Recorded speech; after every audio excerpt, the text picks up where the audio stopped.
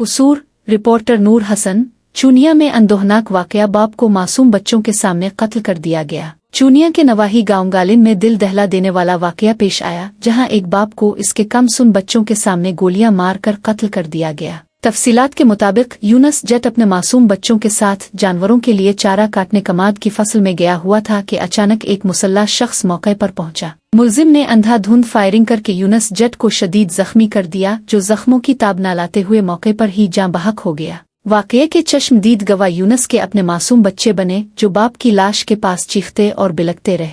खौफनाक मंजर ने इलाके के मकीनों को लर्जा कर रख दिया। इत्तला मिलते ही पुलिस जाए वकुआ पर पहुंच गई और लाश को पोस्टमार्टम के लिए अस्पताल मुंतकिल कर दिया गया। पुलिस का कहना है कि मुलजिम की तलाश जारी है और जल्द गिरफ्तार करके इंसाफ के कटहरे में लाया जाएगा। इलाके के अवाम ने मुतालबा किया है कि मुलजिम को फौरी गिरफ्तार करके सख्त से सख्त सजा दी जाए, ताकि आइंदा इस तरह के सानिहे रूनुमा न हो।